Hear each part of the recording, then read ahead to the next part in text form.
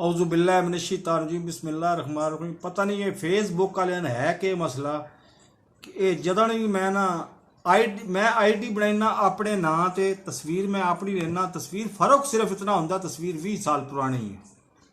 मैं अपनी एक कोई तस्वीर रखी हुई वो यूट्यूब ते लेना, वो योद्धे लेना। नाम मैं ठीक लिखदा, मैं नवलदियत भी ठीक लिखदा, मैं आबाई पता भी ठीक लिखदा, मैं मौजूदा पता भी ठीक लिखदा। लेकिन ये पता नहीं के मुसीबत है। कोई थोड़ी समझ चाहता, तुसी मैंने दसो कि इन्हों के मुसीबत है कि मेरा ਜਿਹੜਾ ना आईडी ये चौथे दाड़े ब्लॉक की बैठे होंगे। चलो इनू छड़ दियो। एक अफशा अफरीदी फेसबुक के उत्ते ओदियां तस्वीरां, मैं सिर्फ तस्वीरां वेखियां जी, होर कुछ भी ना वेखिया, अल्लाह माफ़ करे। सिर्फ तस्वीरां वेखियां जी, पता नहीं ओदियां अपनियां जी किसी होर दियां। इत्थे भी कोई पता नहीं लगता ना, कोई लड़का ही लड़की बन के तस्वीरां सेंड करता पे होवे। बहरहाल उन फेसबुक दी तस्वीरां तो लगता है कि अफशा अफरीदी जी ना मुस्तकबिल दी हरीम शाह है।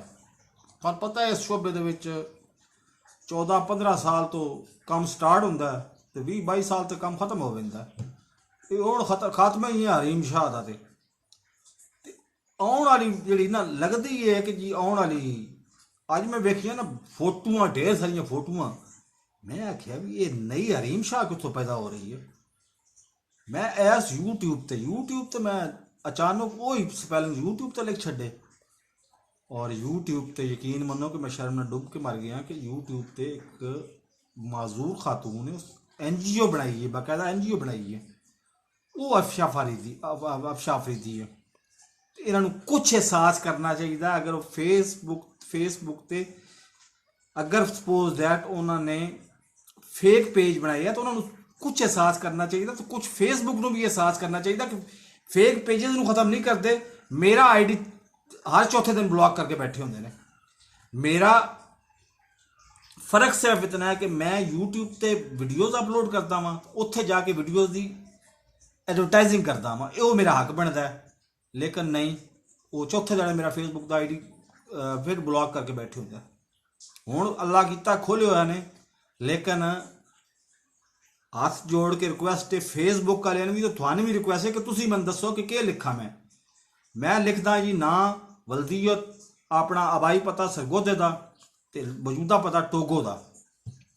हुण मैं सच्ची गल तो कि मैं पहलो जंप पालना सरगोधे की, ते रहांदा मैं टोगो च पिया। हुण चाहे 4 दिहाड़े वास्ते रहांदा पिया टोगो, तो मैं अगे भी टुर पैना कि नहीं, होर ना किते गयोस तो मैं खाना तो बहना ही पैना ना। लेकिन यार उन्होंने मैं दसदा मैं रहन वाला सरगोधे का, रहांदा पिया टोगो च है। उन्होंने समझ च नहीं आती गल। मेरी शायद अंग्रेजी खराब थोड़ी जी उसी ढिली मठी।